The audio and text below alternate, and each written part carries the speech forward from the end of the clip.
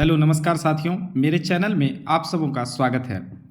दोस्तों, हम लोगों ने पिछले वीडियो में देखा था महात्मा गांधी के बारे में, साथ ही उनके प्रारंभिक आंदोलनों को। जो लोग नहीं देखे हैं, वीडियो के डिस्क्रिप्शन में लिंक है, जाकर देख लें। आज हम लोग देखेंगे ट्रेड यूनियन एवं साम्यवादी दल को। विभिन्न प्रकार के प्रतियोगी परीक्षाओं के दृष्टिकोण से यह चैप्टर अत्यंत महत्वपूर्ण है। कम से कम 2 से 3 प्रश्न इस चैप्टर से आते ही हैं। तो चलिए हम लोग शुरू करते हैं।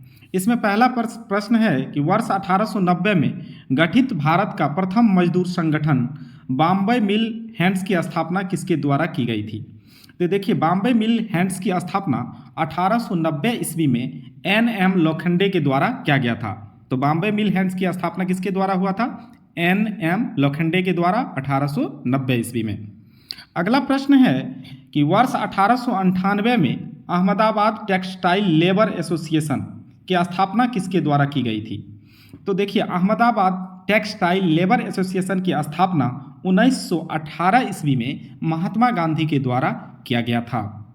आगे नोट है, हम लोग देखते हैं। गांधी जी ने अहमदाबाद टेक्सटाइल लेबर एसोसिएशन से ट्रस्टीशिप का सिद्धांत प्रतिपादित किया। इसके अनुसार पूंजीपति मजदूरों के हितों की रक्षा करने वाली ट्रस्टी होता है, न कि मालिक होता है। तो ट्रस्टीशिप का सिद्धांत किसने दिया था? गांधी जी ने। अगला प्रश्न हम लोग देखेंगे, all India Trade Union Congress की स्थापना कब हुई थी। तो All India Trade Union Congress की स्थापना वर्ष 1920 ईस्वी में बम्बई में हुई थी। अगला प्रश्न है कि All India Trade Union Congress के संस्थापक कौन थे। तो All India Trade Union Congress के संस्थापक थे एन.एम. जोशी। आगे नोट है कि Lala Lajpat Rai All India Trade Union Congress के प्रथम अध्यक्ष थे। तो All India Trade Union Congress के प्रथम अध्यक्ष कौन थे? लाला लाजपत राय। अगला प्रश्न है कि वर्ष 1929 में नागपुर में संपन्न all India Trade Union Congress की अध्यक्षता किसके द्वारा की गई। तो देखिए, all India Trade Union Congress की अध्यक्षता 1929 ईस्वी में नागपुर में हुआ था, जिसकी अध्यक्षता जवाहरलाल नेहरू ने किया था। अगला प्रश्न है कि मई 1947 में स्थापित Indian national trade Union Congress की प्रथम अध्यक्षता किसके द्वारा की गई थी। तो मई 1947 में जो स्थापित हुआ था Indian national trade Union Congress, इसकी प्रथम अध्यक्षता वल्लभ भाई पटेल ने किया था। अगला प्रश्न है कि रूस में कम्युनिस्ट इंटरनेशनल की स्थापना किस वर्ष की गई थी। तो रूस में कम्युनिस्ट इंटरनेशनल की स्थापना मार्च 1919 ईस्वी में की गई थी। आगे हम लोग देखेंगे प्रमुख कारखाना अधिनियम को। इसमें कारखाना अधिनियम है और गवर्नर जनरल है। तो प्रथम कारखाना अधिनियम 1881, उस समय लॉर्ड रिपन थे, गवर्नर जनरल लॉर्ड रिपन लाया था कारखाना अधिनियम 1881 को। कारखाना अधिनियम 1891 को लाने वाले थे लॉर्ड लेंसडाउन, और कारखाना अधिनियम 1911 को लाए थे लॉर्ड हार्डिंग द्वितीय। आगे है कारखाना अधिनियम 1922। कारखाना अधिनियम 1922 को लाए थे लॉर्ड रीडिंग। और आगे है कारखाना अधिनियम 1934, इसको लाए थे लॉर्ड विलिंगटन। और कारखाना अधिनियम 1944 को लाए थे लॉर्ड वेवेल। आगे नोट है कि सन 1927 में भारत में सर्वप्रथम 1 मई को मजदूर दिवस मनाया गया, जो भारत में मजदूरों की बढ़ती हुई राजनीतिक चेतना का सूचक था। तो देखिए, मजदूर दिवस सबसे पहले भारत में मनाया गया था, जिसको लेबर डे हम लोग कहते हैं, ये 1 मई को। और ये कब से प्रारंभ किया गया? वर्ष 1927 ईस्वी से। अगला प्रश्न है कि कम्युनिस्ट इंटरनेशनल के सदस्य बनने वाला प्रथम भारतीय कौन था। तो कम्युनिस्ट इंटरनेशनल के सदस्य बनने वाले प्रथम भारतीय थे मानवेंद्र नाथ राय। अगला प्रश्न है कि एम.एन. राय के सहयोग से ताशकंद में भारतीय कम्युनिस्ट पार्टी की स्थापना किस वर्ष की गई। तो ताशकंद में जो कम्युनिस्ट पार्टी की स्थापना हुई थी वह एम.एन. राय के द्वारा हुआ था 17 अक्टूबर 1920 ईस्वी को। अगला प्रश्न है कि पहली साम्यवादी कॉन्फ्रेंस का आयोजन कहाँ किया गया था। पहली साम्यवादी कॉन्फ्रेंस का आयोजन कानपुर में किया गया था 26 दिसंबर 1925 ईस्वी को।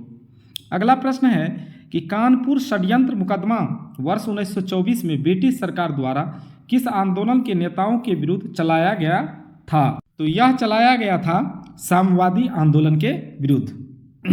अगला प्रश्न है कि वर्ष 1940 में रेडिकल डेमोक्रेटिक पार्टी की स्थापना किसके द्वारा की गई थी? तो रेडिकल डेमोक्रेटिक पार्टी की स्थापना 1940 ईस्वी में हुई थी एम.एन. राय के द्वारा। अगला प्रश्न है कि क्रांतिकारी साम्यवादी दल की स्थापना वर्ष 1934 में किसके द्वारा की गई थी?